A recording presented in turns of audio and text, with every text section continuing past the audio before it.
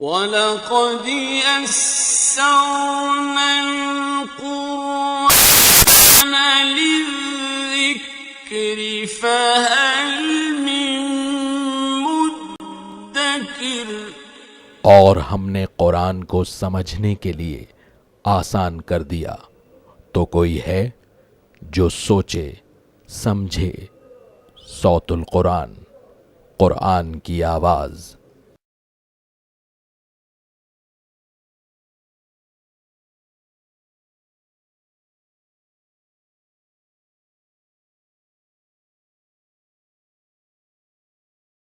نحمده ونصلي على رسوله الكريم، اما بعد فاعوذ باللہ من الشیطان الرجیم، بسم اللہ الرحمن الرحیم۔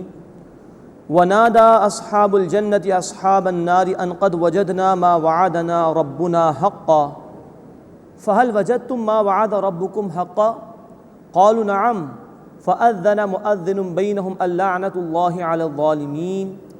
صدق اللہ العظیم۔ سورۃ الاعراف آیت نمبر 44 سے ہم اپنا مطالعہ شروع کر رہے ہیں۔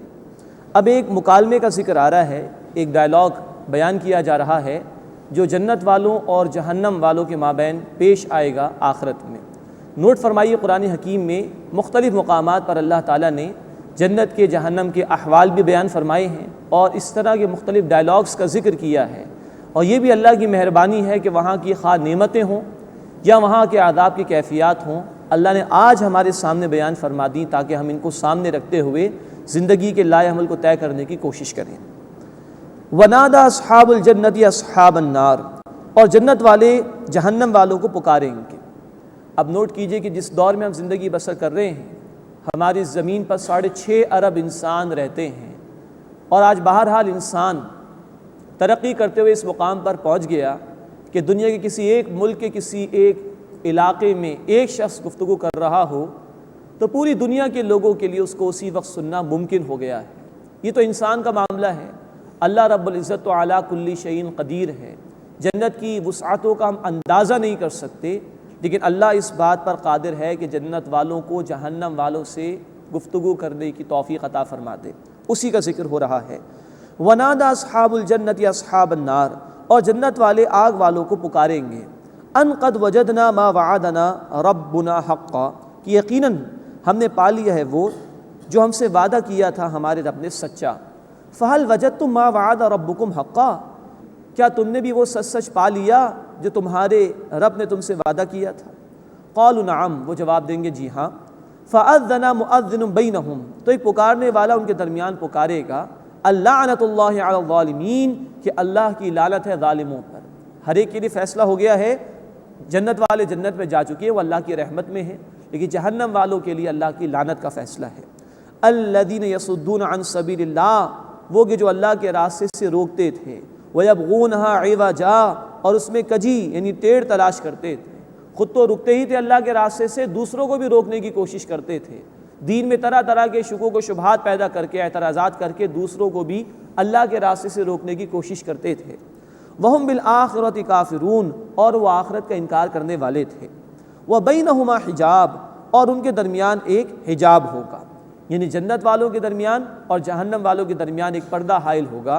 سورۃ الحدید آیت نمبر 13 میں ذکر ہے کہ وہ ایک دیوار ہوگی جس کے ایک طرف جنت والے ہوں گے اور دوسری طرف جہنم والے ہوں گے۔ وَبَيْنَهُمَا حجاب، اور ان کے درمیان ایک پردہ ہوگا۔ وَعَلَى الْأَعْرَافِ رِجَالٌ يَعْرِفُونَ كُلًّا بِسِيمَاهُمْ، اور آراف پر کچھ آدمی ہوں گے، ہر ایک کو اس کی پیشانی سے پہچان لیں گے۔ اب یہ اصحاب آراف کا ذکر آیا ہے۔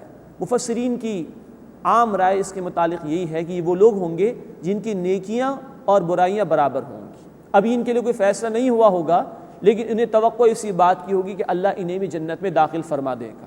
تو یہ جنت اور جہنم کے درمیان ایک علاقہ ہوگا، معلوم ہوتا ہے کسی اونچائی پر یہ لوگ ہوں گے جہاں سے یہ جنت والوں کو بھی دیکھ سکیں گے اور جہنم والوں کو بھی دیکھ سکیں گے۔ وَعَلَى الْأَعْرَافِ رِجَالٌ يَعْرِفُونَ كُلًّا بِسِيمَاهُمْ، اور آراف پر کچھ آدمی ہوں گے، ہر ایک کو اس کی پیشانی سے پہچان لیں گے۔ وَنَادَوْا أَصْحَابَ الْجَنَّةِ أَنْ سَلَامٌ عَلَيْكُمْ، اور جنت والوں کو پکاریں گے کہ تم پر سلام ہو۔ لَمْ يَدْخُلُوهَا وَهُمْ يَطْمَعُونَ، اب یہ آراف والے جنت میں داخل نہیں ہوئے ہوں گے اور وہ اس کے امیدوار ہوں گے، توقع رکھتے ہوں گے اللہ بہرحال ہمیں بھی جنت میں داخل کر دے گا۔ وَإِذَا صُرِفَتْ أَبْصَارُهُمْ تِلْقَاءَ أَصْحَابِ النَّارِ، اور جب ان کی نگاہیں پھیری جائیں گی آگ والوں کی طرف، وہ پکاریں گے قالوا ربنا لا تجعلنا مع القوم الظالمین، وہ دعا کریں گے کہ اے اللہ ہمیں ظالمین کی قوم کے ساتھ شامل نہ فرما۔ اس کے بعد چھٹا رکوع شروع ہو رہا ہے، اس میں اصحاب اعراف کا ذکر بھی ہے اور اہل جہنم سے کچھ مکالمے کا ذکر ہے اور اہل جہنم کے انجام کو بھی بیان کیا گیا ہے۔ وَنَادَى أَصْحَابُ الْأَعْرَافِ رِجَالٍ يَعْرِفُونَهُمْ بِسِيمَاهُمْ، اور پکاریں گے اعراف والے کچھ آدمیوں کو کہ انہیں ان کی پیشانیوں سے پہچان لیں گے۔ قَالُوا مَا أَغْنَى عَنْكُمْ جَمْعُكُمْ وَمَا كُنْتُمْ تَسْتَكْبِرُونَ، وہ کہیں گے تمہیں کچھ فائدہ نہیں دیا تمہاری جمعیت نے، تمہاری تعداد نے، اور جو تم تکبر کیا کرتے تھے آج کچھ بھی کام نہیں آیا۔ أَهَٰؤُلَاءِ الَّذِينَ أَقْسَمْتُمْ، کیا اب یہ وہی لوگ ہیں نا کہ تم قسم کھایا کرتے تھے لا ينالهم اللہ برحمہ، کہ اللہ انہیں کوئی رحمت نہیں عطا فرمائے گا۔ تم بلال رضی اللہ تعالی عنہ، یاسر رضی اللہ تعالی عنہ، خباب رضی اللہ تعالی عنہ، ان لوگوں کا مذاق اڑایا کرتے تھے اور کہتے تھے کہ اللہ انہیں کوئی رحمت نہیں دیکھا۔ دیکھو ان سے تو کہہ دیا گیا ادخلوا الجنہ، تم جنت میں داخل ہو جاؤ، لا خوف علیکم ولا انتم تحزنون، تم پر نہ کوئی خوف ہوگا اور نہ تم غمگین ہوگے۔ ونادى اصحاب النار اصحاب الجنہ، اور آگ والے پکاریں گے جنت والوں کو ان افیضوا علینا من الماء، کہ ہم پر کچھ پانی بہا دو، او مما رزقکم اللہ، یا اس میں سے کچھ دے دو جو اللہ نے تمہیں رزق عطا فرمایا۔ قالوا، وہ جواب دیں گے ان اللہ حرمہما علی الکافرین، بے شک اللہ نے یہ کفار پر حرام فرما دی۔ ہم پڑھ چکے ہیں اسی سورہ مبارکہ میں آیت نمبر 32 میں خالصۃ یوم القیامہ، نعمتیں اصلاً اہل ایمان کے لیے ہیں اور جنت میں انہی کے لیے ہوں گی، جہنم والوں کو ان نعمتوں میں سے کچھ بھی نہیں دیا جائے گا۔ الذین اتخذوا دینہم لہوا ولعبا، اب ان جہنم والوں کی صفات کا ذکر آ رہا ہے، جنہوں نے اپنے دین کو کھیل تماشا بنا لیا، وغرتہم الحیات الدنیا، اور دنیا کی زندگی نے انہیں دھوکے میں ڈال دیا۔ دین کی باتوں میں مذاق، جیسے مشرکین مکہ نے کیا، خانہ کعبہ کا برہنہ طواف کیا کرتے تھے، یا جیسے عیسائیوں نے کیا، کرسمس کا نام لیا عیسیٰ علیہ السلام کی پیدائش کے اوپر تہوار منانے کے لیے، اب اس میں شراب بھی پی جاتی ہے، رقص و سرور کی محافل بھی سجائی جاتی ہے۔ تو دین کو کھیل تماشا بنا لیا ہے، جو چاہا دین میں اضافہ کر لیا، جس بات کو چاہا دین کی طرف منسوب کر دیا، مختلف ایام منا لی اور کہا کہ یہ دین کا حصہ ہے، مختلف رسومات اختیار کر لیں جس کا قرآن و سنت میں کوئی حوالے نہیں، اور کہہ دیا کہ یہ دین میں ہے۔ تو یہ دین کے ساتھ مذاق ہے، کھیل تماشا بنا لینا ہے۔ حکم کا اختیار اللہ کے لیے ہے اور اس کی وضاحت رسول اللہ صلی اللہ علیہ وسلم کی ذمہ داری۔ دین مکمل ہو گیا، سورۃ المائدہ آیت نمبر 3، الیوم اکملت لکم دینکم، آج میں نے تمہارے لیے تمہارے دین کو مکمل کر دیا۔ اب اس کے بعد اگر کوئی اپنی طرف سے کچھ اضافہ دین میں کرتا ہے، رسومات کے نام پر، مختلف ایام کو منانے کے نام پر، تو گویا وہ دین کے ساتھ مذاق کر رہا ہے۔ تو یہاں جہنم والوں کی صفات بیان کی جا رہی ہیں، الذین اتخذوا دینہم لہوا ولعبا، جنہوں نے اپنے دین کو کھیل تماشا بنا لیا، وغرتہم الحیات الدنیا، اور دنیا کی زندگی نے انہیں دھوکے میں ڈال دیا، دنیا ہی کے ہو رہے، آخرت کے جواب دہی کا احساس ہی نہیں رہا، اس لیے دین کے ساتھ بھی جو چاہا کر ڈالا۔ فَالْيَوْمَ نَنْسَاهُمْ كَمَا نَسُوا لِقَاءَ يَوْمِهِمْ هَٰذَا، بس آج ہم انہیں نظر انداز کر دیں گے جیسے انہوں نے اس دن کی ملاقات کو بھلا دیا تھا۔ وَمَا كَانُوا بِآيَاتِنَا يَجْحَدُونَ، اور جیسے وہ ہماری آیات سے انکار کرتے تھے، انہوں نے ہماری آیات کو جھٹلا دیا، ہماری آیات سے منہ پھیر لیا، ہم ان کو اپنی رحمت سے دور کر دیں گے۔ یہی مضمون آیا بڑی وضاحت کے ساتھ سورہ طٰہٰ آیت نمبر 124، 125، 126 میں۔ وہاں اللہ تعالیٰ فرما رہے ہیں کہ من اعرض عن ذکری فإن له معیشة ضنکا ونحشره یوم القیامة اعمی، جو میرے اس ذکر یعنی قرآن سے منہ موڑے گا میں اس کی زندگی تنگ کر دوں گا اور قیامت کے دن اسے اندھا کھڑا کروں گا۔ قال رب لما حشرتنی اعمی وقد كنت بصیرا، وہ کہے گا اللہ تو نے مجھے اندھا کیوں کھڑا کر دیا، میری آنکھیں تھی میں دیکھتا تھا۔ قال كذلك اتتك آیاتنا، اسی طرح میری آیات تیرے سامنے آتی تھی، فنسیتها، تو نے ان کو بھلا دیا تھا، وَكَذَلِكَ الْيَوْمَ تُنْسَىٰ، اسی طرح آج تجھے بھی نظر انداز کر دیا جائے گا۔ اللہ ہماری حفاظت فرمائے اس برے انجام سے، اپنی آیات پر یقین عطا فرمائے، ان کو سمجھنے کی اور ان کے تقاضوں پر عمل کرنے کی توفیق عطا فرمائے۔ وَلَقَدْ جِئْنَاهُمْ بِكِتَابٍ فَصَّلْنَاهُ عَلَىٰ عِلْمٍ، اور ہم ان کے پاس ایک کتاب لائے جسے ہم نے تفصیل سے بیان کیا علم کی بنیاد پر، ہدی و رحمۃ لقوم یؤمنون، ہدایت ہے اور رحمت ان لوگوں کے لیے جو ایمان لاتے ہیں۔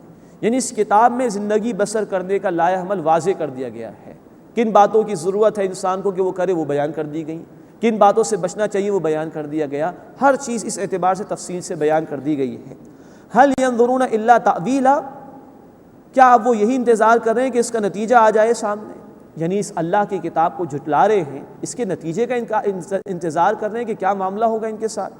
یوم یأتی تأویلہ، جس دن اس کا نتیجہ آ جائے گا، یقول الذین نسوہ من قبل، تو وہ لوگ جنہوں نے اسے بھلا دیا تھا پہلے وہ کہیں گے قد جاءت رسل ربنا بالحق، کہ بے شک ہمارے رب کے رسول حق بات کے ساتھ آئے تھے۔ فہل لنا من شفعاء فیشفعوا لنا، تو ہمارے لیے کوئی سفارش کرنے والے ہیں کہ ہماری سفارش کر دیں؟ او نرد فنعمل غیر الذی کنا نعمل، یا ہمیں لوٹا دیا جائے کہ ہم اس کے خلاف عمل کریں جو ہم پہلے کیا کرتے تھے۔ مراد ہم اصلاح کرنے کو ہمیں موقع مل سکتا ہے۔ فرمایا گیا قد خسروا انفسهم، بے شک انہوں نے اپنے آپ کا نقصان کیا، وضل عنہم ما كانوا یفترون، اور ان سے گم ہو گیا جو کچھ کہ وہ جھوٹ گھڑتے تھے۔ سارے جھوٹے معبود دور ہو گئے، سارے بتوں کو جن کو پکارا کرتے تھے سب ان سے بھول گئے۔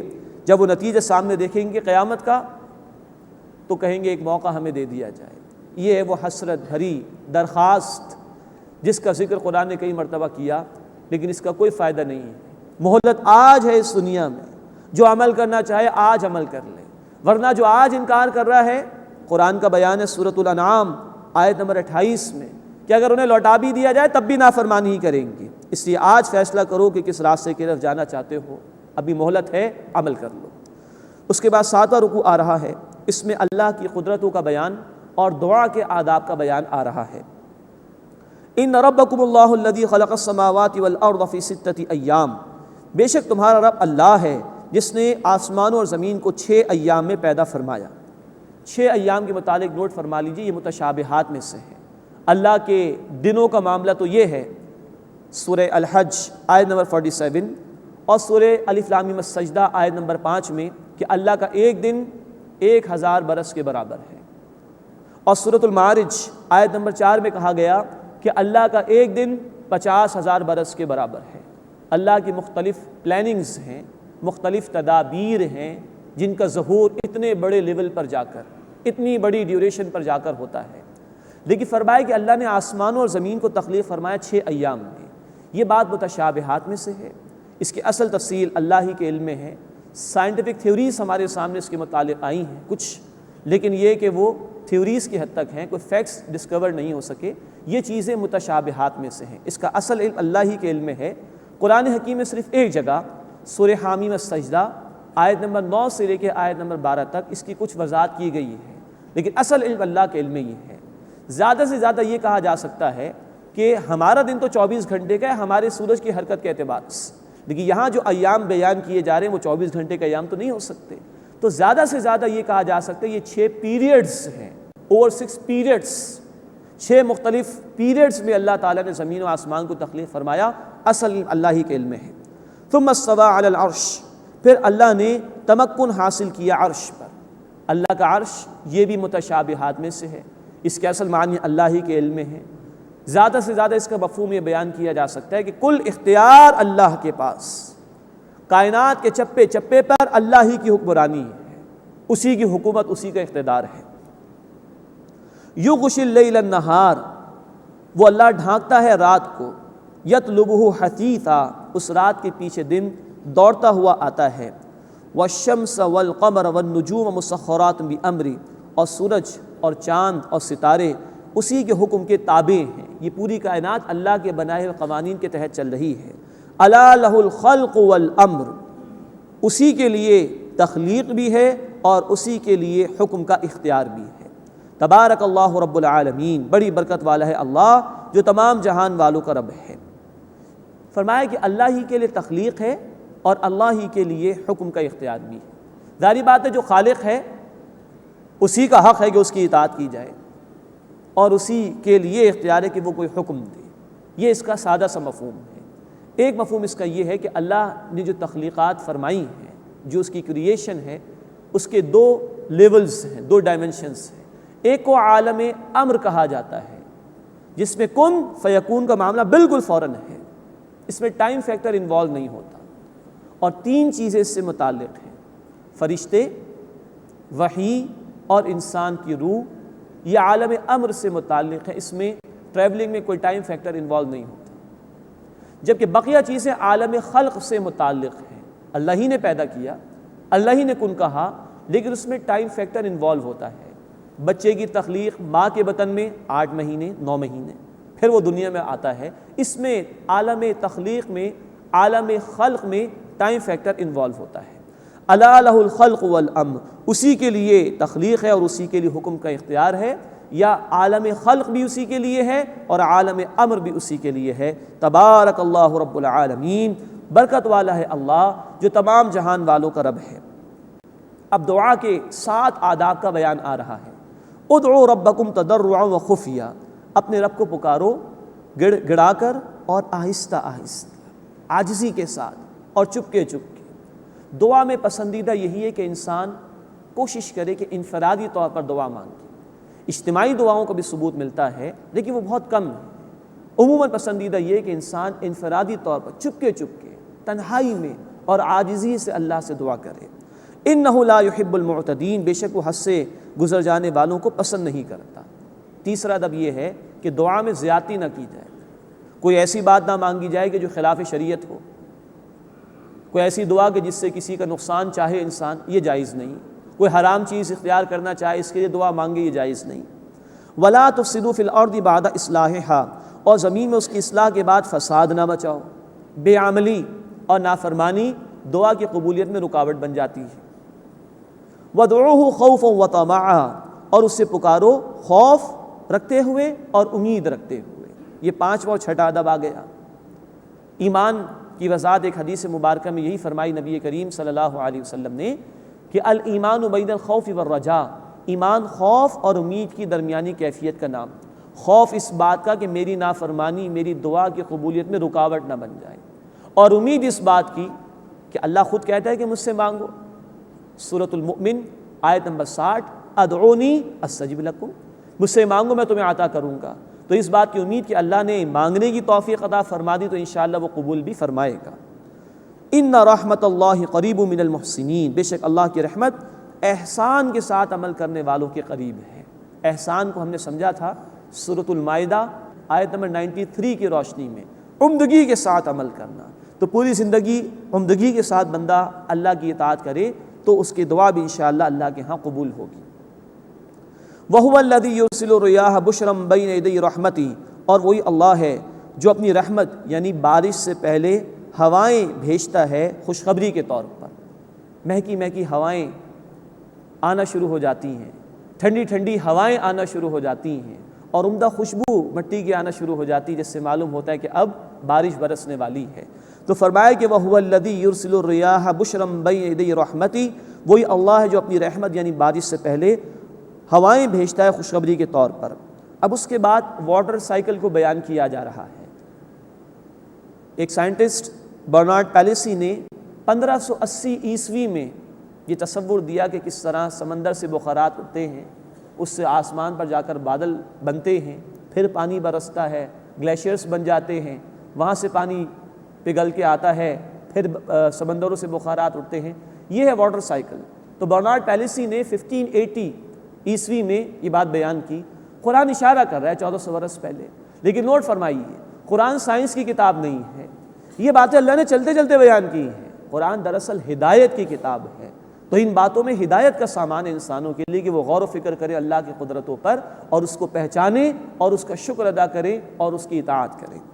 فرمایا کہ حتیٰ اذا اقلت سحابا ثقالا، یہاں تک کہ جب وہ ہوائیں بھاری بادل اٹھا لاتی ہیں، سقناہ لبلد میت، تو ہم ان بادلوں کو چلا دیتے ہیں، ہانک دیتے ہیں کسی شہر کی طرف۔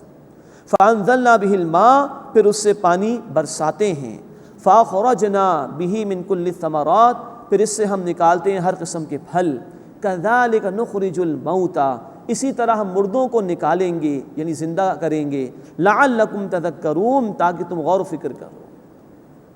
بیج مردہ ہوتا ہے زمین کے نیچے، اللہ بارش برساتا ہے، اس بیج کو زندگی دیتا ہے اور اس سے پودا پیدا ہو جاتا ہے۔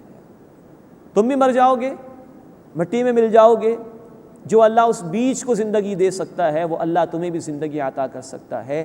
لعلکم تذکرون، تاکہ تم غور و فکر کرو۔ والبلد الطیب یخرج نباتہ باذن ربہ، اور پاکیزہ زمین سے اس کا سبزہ اس کے رب کے حکم سے پاکیزہ ہی نکلتا ہے۔ والذی خبث، اور جو زمین خراب ہو، لا یخرج الا نکیدا، اس سے ناقص شے کے سوا کچھ نہیں نکلتا، جیسے کہ جھاڑ کچھ پیدا ہو گیا۔ کذالک نصرف الآیات، اسی طرح ہم آیات طرح طرح سے بیان کرتے ہیں، لقوم یشکرون، ان لوگوں کے لیے جو شکر ادا کرنے والے ہیں۔ ایک بارش ہے مادی بارش، اللہ آسمان سے پانی برساتا ہے، زمین اچھی ہو فصل پیدا ہو جاتی ہے، زمین خراب ہو تو اس میں جھاڑ اگائے گا۔ ایک روحانی بارش ہے جو اللہ قرآن کی برسا رہا ہے۔ جن کی دل کی زمین پاکیزہ ہوگی، جن کے اندر تڑپ اور لگن ہوگی ہدایت کی، وہاں نیک اعمال کی فصلیں اگنا شروع ہو جائیں گی، اللہ ان کو ایمان عطا فرما دے گا۔ اور اللہ بارش برسا رہا ہے روحانی قرآن کی، لیکن جن کے دلوں کے اندر تعصب ہوگا، تکبر ہوگا، ہٹ دھرمی ہوگی، جان بوجھ کر جو حق سے علیحدہ ہو رہے دور ہو رہے ہیں، ان کے ہاں پھر برائیاں ہی برائیاں ہوں گی، ان کو اس حق سے کوئی فائدہ نہیں ملے گا۔ کذالک نصرف الآیات لقوم یشکرون، اسی طرح ہم آیات کو طرح طرح سے بیان کرتے ہیں ان لوگوں کے لیے جو شکر ادا کرتے ہیں۔ اللہ ہمیں ان آیات پر غور و فکر کرنے اور شکر ادا کرنے کی توفیق عطا فرمائے۔ اس کے بعد ایک طویل سلسلہ آ رہا ہے رسولوں کے حالات کے حوالے سے۔ 6 رسولوں کے حالات اس سورہ مبارکہ میں اللہ تعالیٰ نے بیان فرمائے۔ 6 رسولوں میں سے 3 وہ ہیں جو ابراہیم علیہ السلام سے پہلے ہیں، یعنی نوح علیہ السلام، ہود علیہ السلام اور صالح علیہ السلام، اور 3 رسول وہ ہیں جو ابراہیم علیہ السلام کے بعد ہیں۔ لوط علیہ السلام جو بہرحال ابراہیم علیہ السلام کے بھتیجے ان کے دور میں ہی تھے، پھر شعیب علیہ السلام اور پھر موسیٰ علیہ السلام۔ 6 رسولوں کے حالات یہاں بیان ہوئے ہیں۔ مزید نوٹ فرمائیے کہ ان 6 رسولوں کے حالات مزید تفصیل سے سورہ ہود میں بھی آئیں گے انشاءاللہ، سورۃ الشعراء میں بھی آئیں گے، اور دیگر مکی سورتوں میں بھی ان کا بیان آئے گا۔ یہ حالات اللہ نے بار بار بیان کیے ہیں۔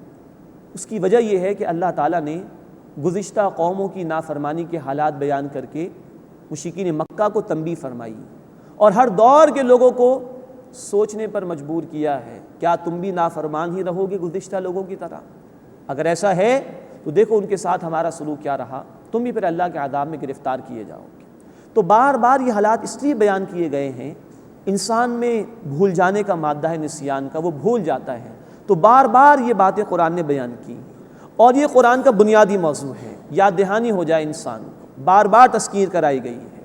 اسی لیے قرآن کہتا ہے سورۃ القمر آیت نمبر 17، آیت نمبر 22، آیت نمبر 32، آیت نمبر 40، ایک ہی آیت 4 مرتبہ، وَلَقَدْ يَسَّرْنَا الْقُرْآنَ لِلذِّكْرِ فَهَلْ مِن مُدَّكِرٍ، یقیناً اس قرآن کو ہم نے ذکر کے لیے، نصیحت کے لیے، ریمیمبرنس کے لیے آسان کر دیا ہے، کیا تم میں سے کوئی ہے جو نصیحت حاصل کرے؟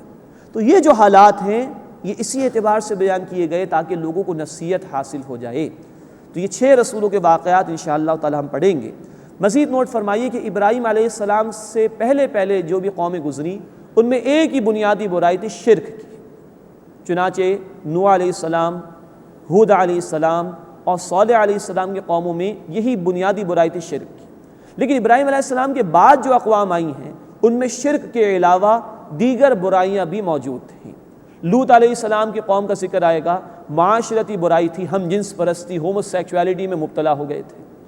شعیب علیہ السلام کی قوم کا ذکر آئے گا، معاشی برائی، ناپ تول میں کمی کیا کرتے تھے۔ موسیٰ علیہ السلام آل فرعون کی طرف بھیجے گئے تھے، آل فرعون کا ذکر آئے گا، سیاسی برائی، سیاسی جبر کی برائی کے اندر وہ لوگ مبتلا تھے۔ تو ابراہیم علیہ السلام سے پہلے کی اقوام میں شرک کی برائی عام طور پر موجود تھی، ابراہیم علیہ السلام کے بعد جن اقوام کا ذکر ہے ان میں شرک کے علاوہ دیگر برائیاں بھی شامل ہو گئی تھیں۔ اب سب سے پہلے اس مقام پر نوح علیہ السلام کا ذکر آ رہا ہے۔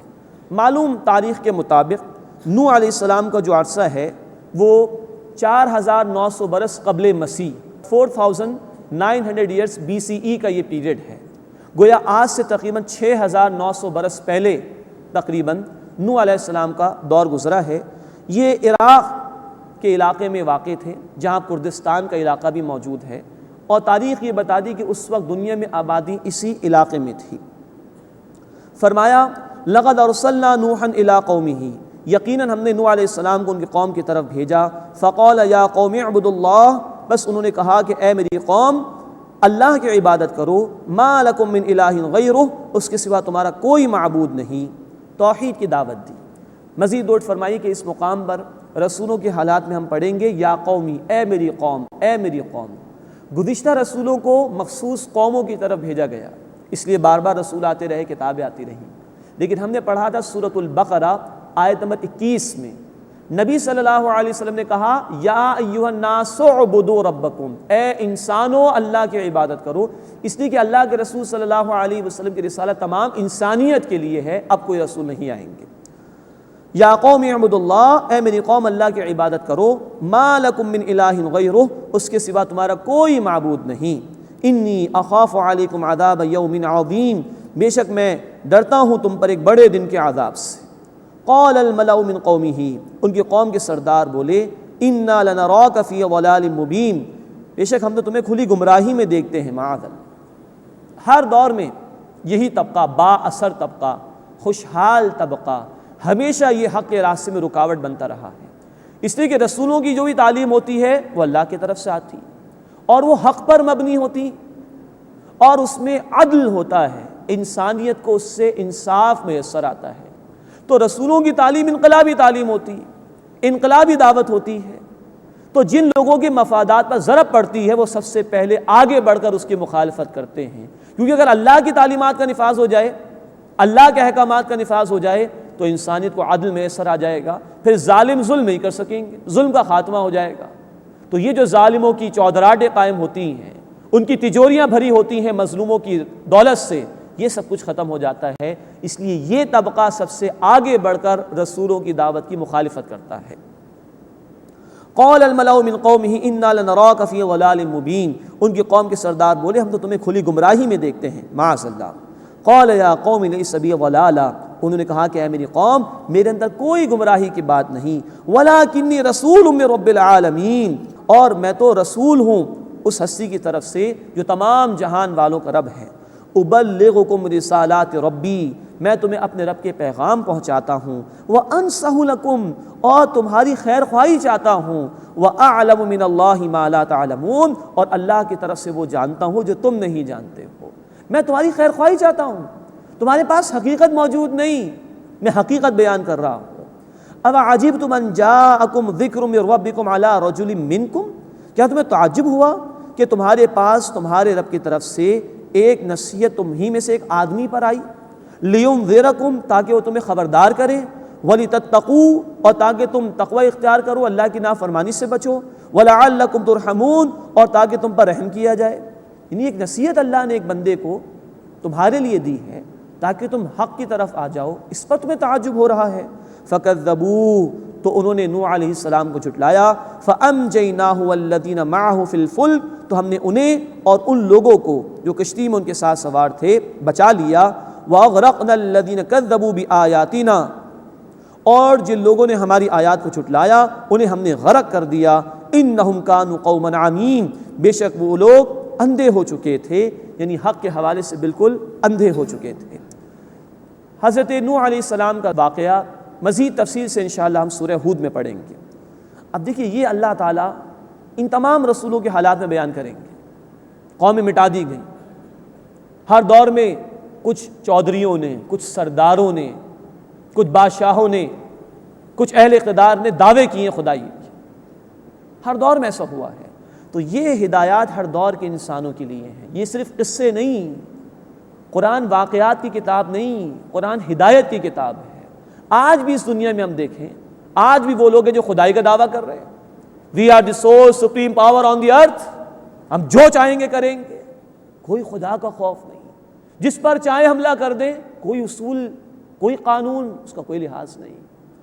تو اللہ ہزاروں برسوں پہلے بھی علی کل شیء قدیر تھا، اللہ آج بھی علی کل شیء قدیر ہے۔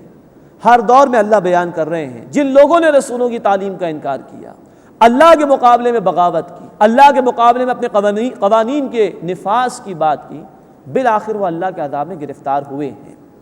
اب حضرت ہود علیہ السلام اور ان کی قوم عاد کا ذکر آ رہا ہے۔ حضرت ہود علیہ السلام کا دور 2500 قبل مسیح 2500 BCE کا ہے، گویا آج کے اعتبار سے 4500 برس پہلے کی بات قرآن بیان کر رہا ہے۔ وَإِلَىٰ عَادٍ أَخَاهُمْ هُودًا، اور قوم عاد کی طرف ان کے بھائی ہود علیہ السلام کو بھیجا۔ اللہ تعالیٰ نے جب بھی رسولوں کو بھیجا تو وہ اس قوم میں سے ہی ہوا کرتے تھے جس قوم کی طرف ان کو بھیجا جاتا تھا، اور بھائی کہہ کر یہ کہا کہ کوئی نیا شخص نہیں ہے، تمہارے درمیان یہ پلا بڑا ہے، دیکھو اس کے کردار کو دیکھو، رسولوں کے بے داغ کردار کو دیکھو، کبھی بھی جھوٹ نہیں بولتے، کیا اللہ کے متعلق جھوٹ بول سکتے ہیں؟ تو بھائی کہا قرآن نے ان کو۔ وَإِلَىٰ عَادٍ أَخَاهُمْ هُودًا، اور قوم عاد کی طرف ان کے بھائی ہود علیہ السلام کو بھیجا۔ قَالَ يَا قَوْمِ اعْبُدُوا اللَّهَ، ہود علیہ السلام نے کہا کہ اے میری قوم اللہ کی عبادت کرو، مَا لَكُم مِّنْ إِلَٰهٍ غَيْرُهُ، اس کے سوا تمہارا کوئی معبود نہیں، أَفَلَا تَتَّقُونَ، بس کیا تم ڈرتے نہیں، اللہ کی نافرمانی سے بچنے کی کوشش نہیں کرتے؟ قال الملأ الذين كفروا من قومه، ان کی قوم کے سرداروں نے کہا جنہوں نے کفر کیا تھا، انا لنراك في سفاهة، بے شک ہم تو تمہیں بے وقوفی میں دیکھتے ہیں، معاذ اللہ۔ اور کیجئے اللہ کے راستے میں رسولوں تک کو یہ کچھ کہا گیا ہے، بے وقوف، گمراہ، معاذ اللہ ثم معاذ اللہ۔ ہمیں بھی تیار رہنا چاہیے، اب یہ کام اللہ کے دین کی دعوت کا ہمیں کرنا ہے، تو اس راستے میں اگر رسولوں کو یہ کچھ کہہ دیا گیا تو کسی نے ہمیں کہہ دیا تو کون سی بڑی بات ہے؟ وَإِنَّا لَنَظُنُّكَ مِنَ الْكَاذِبِينَ، اور بے شک ہم تو تمہیں جھوٹوں میں سے گمان کرتے ہیں، معاذ اللہ۔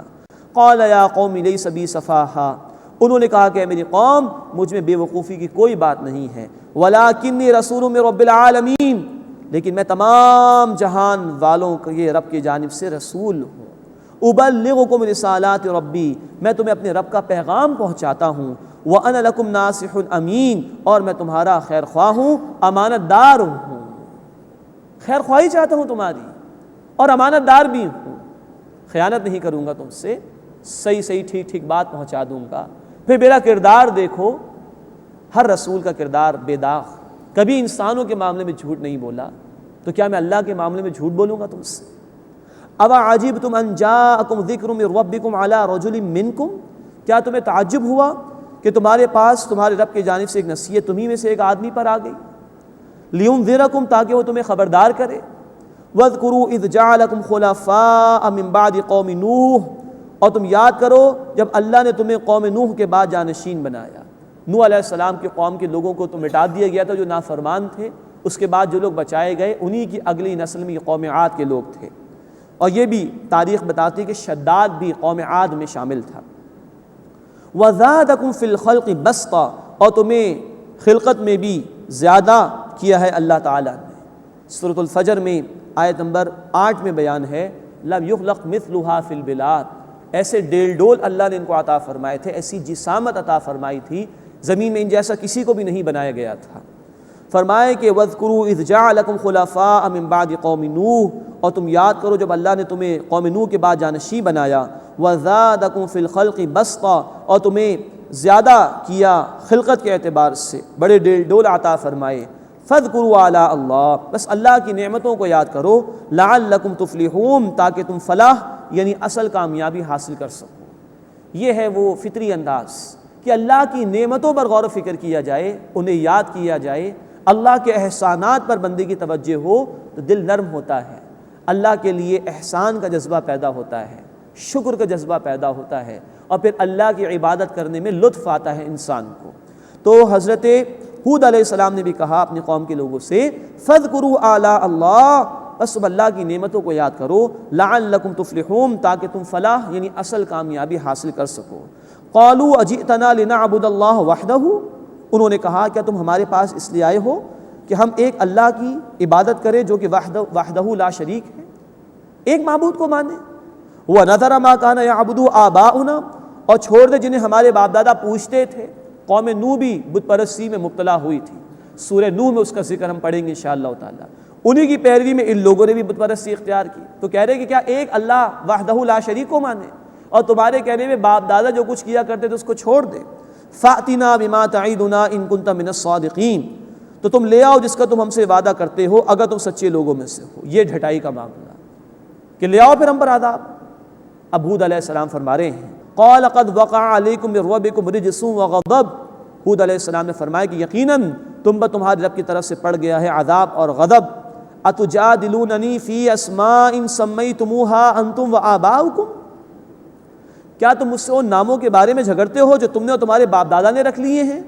مَا نَزَّلَ اللَّهُ بِهَا مِن سُلْطَان، اللہ نے اس کے لیے کوئی سند نازل نہیں کی ہے، بغیر دلیل کے بت پرستی کر رہے ہو، کوئی علم تمہارے پاس نہیں۔ فَانتَظِرُوا إِنِّي مَعَكُم مِّنَ الْمُنتَظِرِينَ، تو تم بھی انتظار کرو، میں بھی تمہارے ساتھ انتظار کرنے والوں میں شامل ہوں۔ یہ ہے دو ٹوک چیلنج کا انداز۔ فَأَنجَيْنَاهُ وَالَّذِينَ مَعَهُ بِرَحْمَةٍ مِّنَّا، تو ہم نے انہیں یعنی ہود علیہ السلام کو اور جو لوگ ان کے ساتھ تھے بچا لیا اپنی رحمت سے۔ وَقَطَعْنَا دَابِرَ الَّذِينَ كَذَّبُوا بِآيَاتِنَا، اور ہم نے ان لوگوں کی جڑ کاٹ دی جنہوں نے ہماری آیات کو جھٹلایا تھا۔ وَمَا كَانُوا مُؤْمِنِينَ، اور وہ ایمان لانے والے نہ تھے، ان کا بھی فیصلہ کر دیا گیا، اہل ایمان کے سوا باقی لوگوں کو برباد کر دیا گیا۔ اب تیسری قوم کا ذکر آ رہا ہے، قوم ثمود کا، جن کی طرف صالح علیہ السلام کو بھیجا گیا تھا۔ ان کا زمانہ تاریخ ہمیں جو بیان کرتی ہے تقریباً 2000 قبل مسیح، یعنی عیسیٰ علیہ السلام سے 2000 برس پہلے کا دور ہے، گویا آج کے اعتبار سے 4000 برس پہلے کا معاملہ ہے۔ اور یہ حجر کے علاقے میں تھے جو کہ مدینے سے تبوک کی طرف جاتے ہوئے آتا ہے، اور ان کو اصحاب حجر بھی کہا گیا ہے۔ وَإِلَىٰ ثَمُودَ أَخَاهُمْ صَالِحًا، اور قوم ثمود کی طرف ان کے بھائی صالح علیہ السلام کو بھیجا۔ قَالَ يَا قَوْمِ اعْبُدُوا اللَّهَ، انہوں نے کہا کہ اے میری قوم اللہ کی عبادت کرو۔ مَا لَكُم مِّنْ إِلَٰهٍ غَيْرُهُ، تمہارا اس کے سوا کوئی معبود نہیں۔ قَدْ جَاءَتْكُمْ بَيِّنَةٌ مِّن رَّبِّكُمْ، یقیناً تمہارے پاس تمہارے رب کی طرف سے نشانی آ چکی۔ هَٰذِهِ نَاقَةُ اللَّهِ لَكُمْ آیَةً، یہ ہے اللہ کی اونٹنی تمہارے لیے ایک نشانی۔ یہ قوم تھی جس نے فرمائش کر کے کہا تھا کہ ہمیں معجزہ دکھا دیا جائے، تو اللہ نے ایک بہت بڑی اونٹنی معجزے کے طور پر ان کو عطا فرمائی۔ پہاڑ پھٹا اور اس میں سے اونٹنی نکل آئی۔ مزید مکی صورتوں میں اس کا ذکر انشاءاللہ آئے گا۔ فَذَرُوهَا تَأْكُلْ فِي أَرْضِ اللَّهِ، اسے چھوڑ دو کہ اللہ کی زمین میں کھائے۔ وَلَا تَمَسُّوهَا بِسُوءٍ فَيَأْخُذَكُمْ عَذَابٌ أَلِيمٌ، اور اسے برے ارادے سے ہاتھ نہ لگانا ورنہ تمہیں دردناک عذاب آ پکڑے گا۔ اب یہ تم نے مانگا ہے، معجزہ دکھا دیا گیا، اب اگر اس کے خلاف کوئی اقدام کیا تو پھر عذاب آئے گا۔ وَاذْكُرُوا إِذْ جَعَلَكُمْ خُلَفَاءَ مِن بَعْدِ عَادٍ، اور یاد کرو جب اللہ نے تمہیں عاد کے بعد جانشین بنایا۔ اب قوم ثمود قوم عاد کی جانشین ہے، ان کو عاد ثانی بھی کہا جاتا ہے۔ وَبَوَّأَكُمْ فِي الْأَرْضِ، اور تمہیں زمین میں ٹھکانہ عطا فرمایا۔ تَتَّخِذُونَ مِن سُهُولِهَا قُصُورًا، تم اس کی نرم جگہ میں محل بناتے ہو، میدانوں میں محل بناتے ہو۔ وَتَنْحِتُونَ الْجِبَالَ بُيُوتًا، اور پہاڑوں کو تراش کر مکانات بناتے ہو۔ یہ انجینئرنگ اللہ نے ان کو عطا فرمائی تھی۔ فَاذْكُرُوا آلاءَ اللَّهِ، بس اللہ کی نعمتوں کو یاد کرو۔ وَلَا تَعْثَوْا فِي الْأَرْضِ مُفْسِدِينَ، اور زمین میں فساد مچاتے نہ پھرو۔ قَالَ الْمَلَأُ الَّذِينَ اسْتَكْبَرُوا مِن قَوْمِهِ، ان کی قوم کے وہ سردار جنہوں نے تکبر کیا بولے۔ لِلَّذِينَ اسْتُضْعِفُوا لِمَنْ آمَنَ مِنْهُمْ، ان غریب لوگوں سے جو ان میں سے ایمان لا چکے تھے۔ أَتَعْلَمُونَ أَنَّ صَالِحًا مُرْسَلٌ مِّن رَّبِّهِ، کیا تم جانتے ہو کہ صالح اپنے رب کی طرف سے بھیجا گیا ہے؟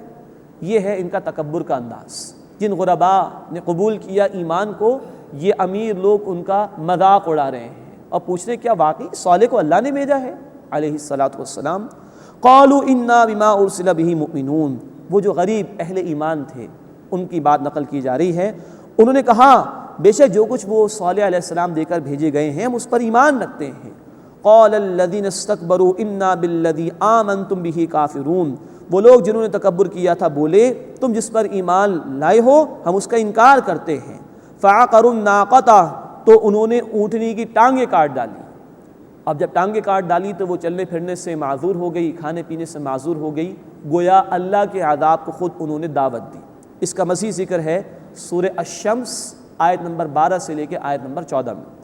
وَعَتَوْا عَنْ أَمْرِ رَبِّهِمْ، اور اپنے رب کے حکم سے سرکشی کی۔ وَقَالُوا يَا صَالِحُ ائْتِنَا بِمَا تَعِدُنَا إِن كُنتَ مِنَ الْمُرْسَلِينَ، اور وہ بولے کہ اے صالح علیہ السلام لے آؤ وہ جس کا تم ہم سے وعدہ کرتے ہو اگر تم رسولوں میں سے ہو۔ یہ ڈھٹائی کا مظاہرہ۔ فَأَخَذَتْهُمُ الرَّجْفَةُ، پس زلزلے نے انہیں آ پکڑا۔ فَأَصْبَحُوا فِي دَارِهِمْ جَاثِمِينَ، تو اپنے گھروں میں اوندھے پڑے رہ گئے، برباد کر دیے گئے۔ فَتَوَلَّىٰ عَنْهُمْ، پھر صالح علیہ السلام نے ان سے منہ پھیر لیا۔ وَقَالَ يَا قَوْمِ، اور انہوں نے کہا کہ اے میری قوم، لَقَدْ أَبْلَغْتُكُمْ رِسَالَةَ رَبِّي، میں نے تمہیں اپنے رب کا پیغام پہنچایا، وَنَصَحْتُ لَكُمْ، اور تمہاری خیر خواہی چاہی، وَلَٰكِن لَا تُحِبُّونَ النَّاصِحِينَ، لیکن تم خیر خواہوں کو پسند نہیں کرتے۔ اس کے بعد چوتھی قوم کا ذکر آ رہا ہے، قوم لوط کا۔ اب یہ 3 رسولوں کا ذکر مکمل ہوا جو ابراہیم علیہ السلام سے پہلے تھے۔ اب جو ذکر آئے گا وہ ابراہیم علیہ السلام کے بعد کے ادوار کا ذکر ہے۔ چوتھے رسول حضرت لوط علیہ السلام کا ذکر ہے۔ یہ ابراہیم علیہ السلام کے دور میں ہی تھے اور ابراہیم علیہ السلام کے بھتیجے بھی تھے۔ ان کا جو ٹائم بیان کیا گیا ہے وہ تقریباً 1860 قبل مسیح، عیسیٰ علیہ السلام سے 1860 برس پہلے، گویا آج سے تقریباً 3860 سال پہلے کا ان کا واقعہ ہے۔ اور یہ اردن اور بیت المقدس کے درمیان ایک علاقہ تھا، وہاں ان کو بھیجا گیا تھا۔ اس قوم میں شرک کے علاوہ معاشرتی برائی بھی شامل ہو گئی تھی اور انہوں نے ہم جنس پرستی، ہومو سیکشولیٹی کی روش کو اختیار کیا تھا۔ وَلُوطًا إِذْ قَالَ لِقَوْمِهِ، اور لوط علیہ السلام کو بھیجا جب انہوں نے اپنی قوم سے کہا، أَتَأْتُونَ الْفَاحِشَةَ مَا سَبَقَكُم بِهَا مِنْ أَحَدٍ مِنَ الْعَالَمِينَ، کیا تم وہ بے حیائی کرتے ہو جو تم سے پہلے تمام جہان والوں میں سے کسی نے نہیں کی؟ إِنَّكُمْ لَتَأْتُونَ الرِّجَالَ شَهْوَةً مِّن دُونِ النِّسَاءِ، کیا تم مردوں کے پاس جاتے ہو شہوت کے ساتھ اپنی جنسی جذبے کو پورا کرنے کے لیے عورتوں کو چھوڑ کر؟ بل انتم قوم مسرفون، بلکہ تم حد سے گزر جانے والے لوگ ہو۔ یہ ہے وہ قوم جس نے وہ روش اختیار کی کہ بدفعلی مرد مرد کے ساتھ کرتا تھا، اور قرآن نے کہا تم سے پہلے کسی نے یہ حرکت نہیں کی۔ قرآن ابد الآباد کے لیے اللہ کا کلام ہے۔ آج یہی جرم ہومو سیکشولیٹی کے نام پر لیگلائز کر دیا گیا ہے۔ امریکہ، برطانیہ، جرمنی، بیلجیم اور دیگر کئی ممالک کے اندر برٹش پارلیمنٹ نے تالیوں کی گونج میں قانون پاس کر دیا جب ان کا اپنا ایک ممبر اس جرم میں مبتلا ہوا، بجائے اس کی کہ اس کو کنڈیم کیا جاتا، بل پاس کر دیا ہومو سیکشولیٹی کا۔ اور نوٹ کیجئے کہ معلوم حد تک یہ حرکت جانوروں میں بھی ثابت نہیں ہو سکی ہے۔ گویا جب انسان اللہ کی تعلیمات سے منہ پھیرتا ہے تو انتہائی پستی پر پہنچتا ہے اور جانوروں کو بھی پیچھے چھوڑ دیتا ہے۔ بل انتم قوم مسرفون، بلکہ تم حد سے گزر جانے والے لوگ ہو۔ وما کان جواب قومہ الا ان قالوا، اور ان کی قوم کا جواب اس کے سوا کچھ نہیں تھا سوائے اس کے کہ انہوں نے کہا اخرجوہم من قریتکم، انہیں اپنی بستی سے نکال دو، انہم اناس یتطہرون، یہ لوگ پاکیزگی چاہتے ہیں۔ معاذ اللہ، معاذ اللہ، یہ ہے ڈٹائی انسان کی۔ کوئی اصلاح کی بات آئے، پاکیزگی کی بات آئے، شرم و حیا کی بات آئے تو طنز کیا جاتا ہے کہ یہ بڑی پاکیزگی چاہتے ہیں۔ فَأَنْجَيْنَاهُ وَأَهْلَهُ إِلَّا امْرَأَتَهُ، تو ہم نے انہیں یعنی لوط علیہ السلام کو اور ان کے گھر والوں کو نجات دی، بیٹیاں اس میں شامل تھیں۔ إِلَّا امْرَأَتَهُ، سوائے ان کی بیوی کے، وہ نافرمان تھی، وہ عذاب میں مبتلا ہوئی۔ كانت من الغابرین، وہ پیچھے رہ جانے والوں میں سے تھی۔ وَأَمْطَرْنَا عَلَيْهِمْ مَطَرًا، اور ہم نے ان پر بارش برسائی، پتھروں کی بارش برسائی گئی۔ دیگر صورتوں میں اس کا ذکر آئے گا۔ فَانظُرْ كَيْفَ كَانَ عَاقِبَةُ الْمُجْرِمِينَ، پس دیکھو مجرمین کا کیسا انجام ہوا۔ ان پر پتھروں کی بارش بھی برسائی گئی، پوری بستی الٹ گئی اور ریڈ سی میں ان کو دفن کر دیا گیا، بالکل غرق کر دیا گیا بالکل ان کو۔ اتنی سخت سزا اس جرم پر اللہ تعالیٰ نے ان پر نازل فرمائی۔ اللہ ہمیں ان واقعات سے عبرت حاصل کرنے کی توفیق عطا فرمائے اور اپنے احکامات پر عمل کرنے کی توفیق عطا فرمائے۔ آمین یا رب العالمین۔ وآخر دعوانا ان الحمد للہ رب العالمین۔